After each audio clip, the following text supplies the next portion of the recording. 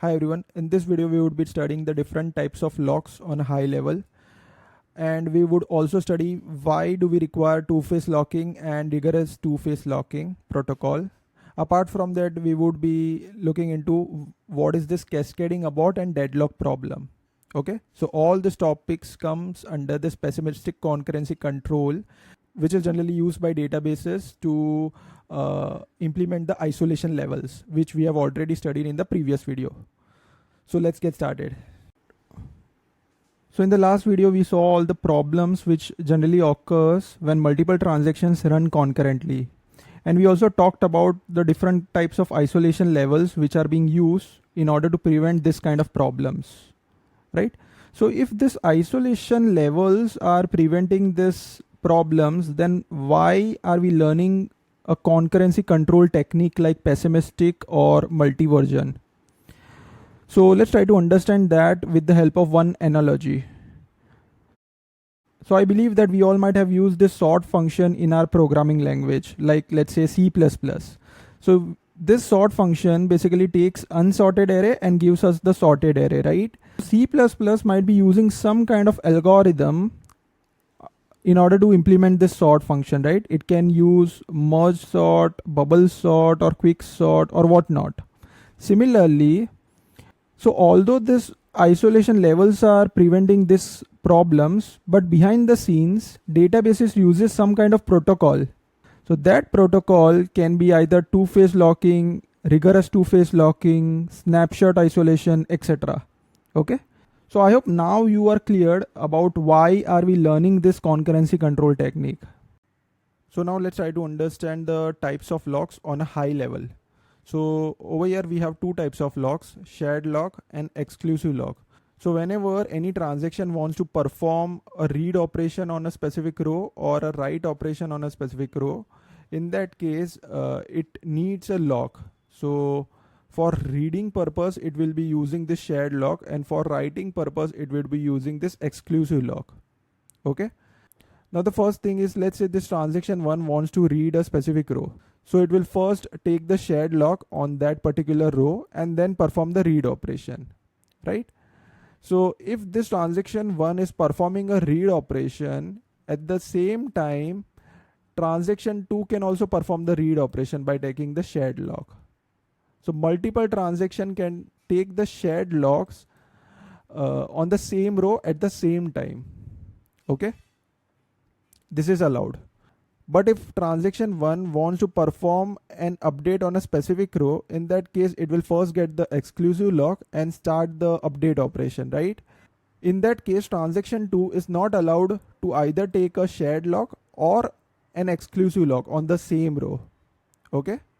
Meaning, if one transaction is performing an update on a specific row, in that case, another transaction cannot either read or perform the update. Okay. So this was all about locks, which you need to know on a high level. So in order to understand two-phase locking, let's first try to understand a problem which will be prevented by two-phase locking. So assume that there are two transactions, TX1 and TX2. TX1 is basically transferring the money from account A to account B. So currently we have $1,000 in A and B. All right.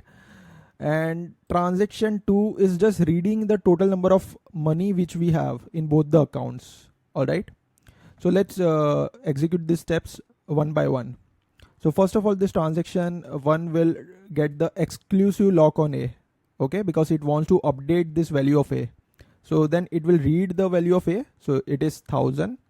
And then transaction 2 also tries to grab the shared lock on A, but it will be blocked. Why? Because we already have this exclusive lock on A.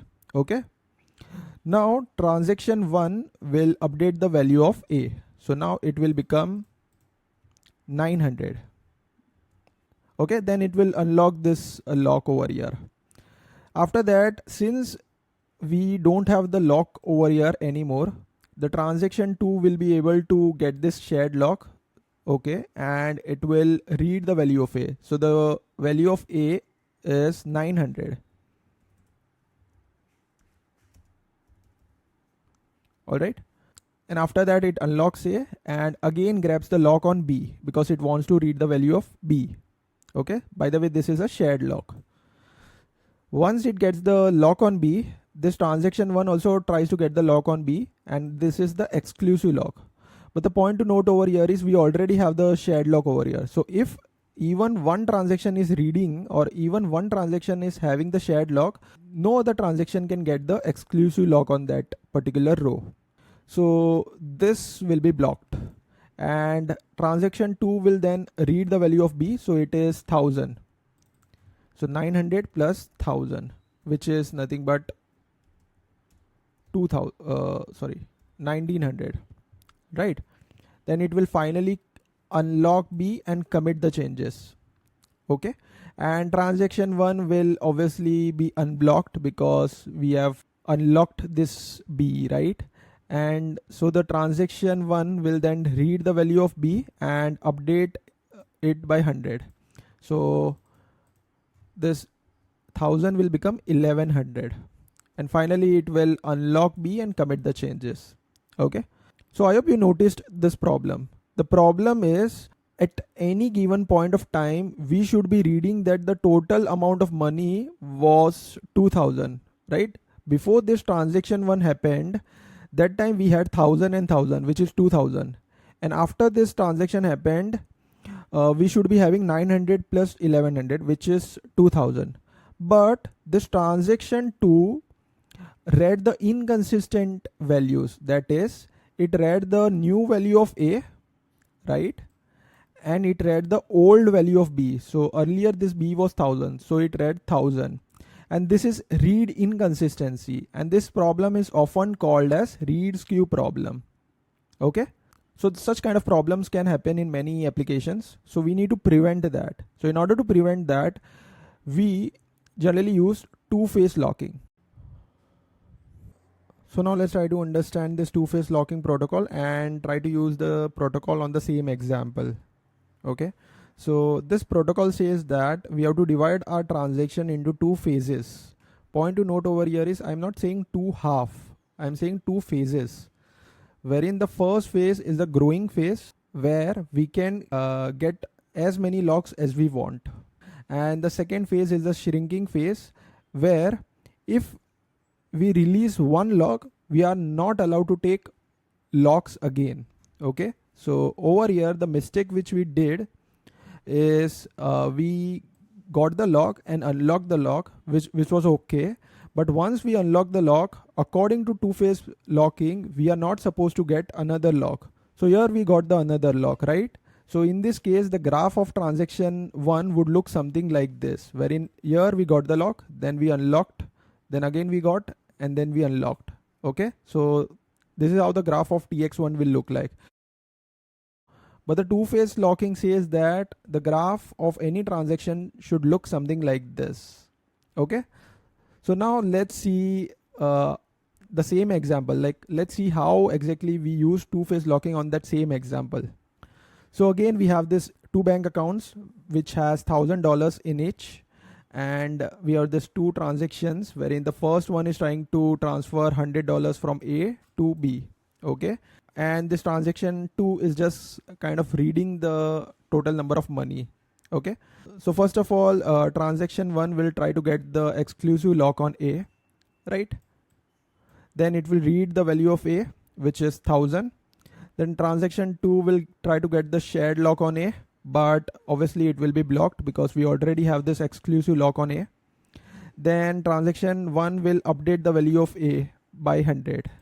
Okay, that is, it is reducing that. And the point to note over here is we are not unlocking A like we did in the previous example in the read skew part. Instead, we are locking the B first. Why we are locking the B? Because we have to maintain that graph. We can get as many locks as we want, but once we release any lock, we are not supposed to get any other locks. So before releasing this, I am getting the lock on B. Okay, so I'm getting the lock on B and then releasing A. So once I release A, this transaction 2 will be unlocked. Okay, so it will read the value of A, right? So the sum would be A plus B, which is 900, and then it will try to get the shared lock on B because it wants to read the value of B, but it will be blocked because we already have this exclusive lock on B. Now transaction 1 will read the value of B, which is 1000, and then it will update the value of B. So it will become 1100. Alright. And finally it will unlock it. Right. Once it unlocks B, the shared lock will be unblocked, and then will perform read of B, which is 1100. So this will be 1100, which is nothing but 2000. Right. Okay, so now we can clearly see that two-phase locking has successfully prevented that read skew problem, because for every transaction we are trying to follow this graph. That is, in the first phase we are getting as many locks as we want, but once we release even a single lock, we do not take any other locks, right? So I hope you got the why behind two-phase locking. So although two-phase locking prevents that read skew problem, it still has some other problem like cascading abort. So let's try to understand this cascading abort problem. So again, we have this bank account A where we have $1000, and transaction 1 and 2 are running concurrently. Okay, so transaction 1 will first get the exclusive lock on A so that it can update the value of A. Then it will read the value of A, and at that time transaction 2 will try to get the shared lock on A in order to read the value of A. But since transaction 1 already has the exclusive lock on A, this transaction 2 will be blocked. Then transaction 1 will try to update the value of A.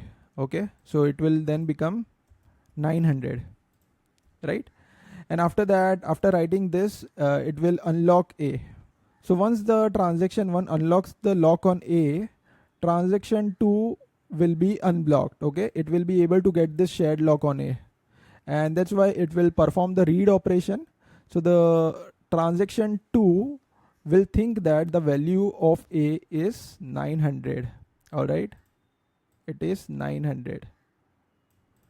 Now, due to some reason, let's say that transaction 1 got aborted. Okay, transaction 1 got aborted. Since it got aborted, we would be reverting all the changes which we performed, right? So this transaction 1 will again revert this 900 to 1000. But the thing is, this transaction 2 already read a value 900. So what database generally does is, database aborts the transactions which were dependent. Okay, that is, if transaction 1 is aborted, all the transactions which were dependent on transaction 1 is also aborted. Over here, transaction 2 read a value of A which was updated by transaction 1, right? It means that transaction 2 was dependent on transaction 1. So database will abort this transaction 2 as well. And if there is a transaction 3 which is dependent on transaction 2, then it will be also aborted, and the chain will continue. So this problem is called as cascading abort, which two-phase locking cannot prevent. So in order to prevent that cascading abort problem, wherein we are aborting the chain of transactions, we have this rigorous two-phase locking. So over here we have this growing phase, which is same as two-phase locking, where we can get as many locks as we want. But instead of releasing those locks gradually, we will release all the locks during the commit operation. Okay, why? Because here you can clearly see that there is a gap between this unlock A and this abort or commit operation, right? So what rigorous two-phase locking will do is, instead of having this gap, it will bring this unlock over here.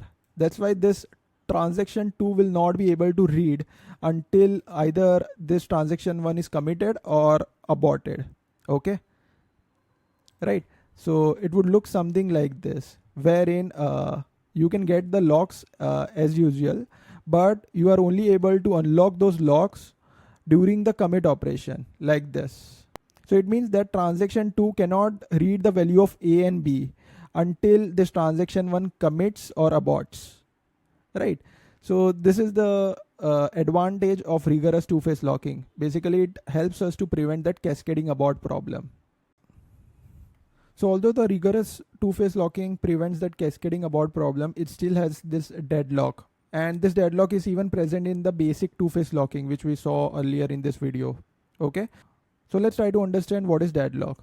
So over here, transaction 1 is first trying to get the exclusive lock on A, and at the same time transaction 2 is trying to get the exclusive lock on B. Okay, and then transaction 1 tries to get the exclusive lock on B, but it will not be allowed to do so because transaction 2 already has the exclusive lock on B. So transaction 1 will be blocked. And then transaction 2 will be trying to get the exclusive lock on A, but again it will also not be allowed because transaction 1 already has the exclusive lock on A. So again it will also be blocked. So now we are trapped into a situation called as deadlock, wherein both the transactions are dependent on each other. So the graph would look something like this, wherein we would be having multiple transactions depending on each other in a cyclic way, right? That is, transaction 1 is dependent on 2, 2 is dependent on 3, and the last one is dependent on the first one. Okay, so because of this cyclic dependency, none of this transaction can move forward, right? All of them are blocked. So in such kind of scenario, what database generally does is database tries to break this cycle. First of all, it detects this cycle using one of the algorithms which we might have studied in DSA, and it will then break this cycle by aborting one of the transaction. Okay, how will it decide which transaction to be aborted? So it already tracks how many statements a particular transaction has already executed. Like transaction 1 has executed 5 statements, 2 has executed 7 statements, and so on and so forth. So it will pick that particular transaction which has executed less number of statements, like this one. So it will just eliminate or abort this transaction. Okay. Once the database aborts this transaction, the cycle is broken. Hence, all the transactions can proceed executing their statements. They are no more blocked, right? So I hope now you understood what is a deadlock and how the databases overcomes this deadlock situation. So I hope you understood all the topics which I have mentioned over here. If you did, then please like the video so that it can reach to more and more people. Thanks for watching.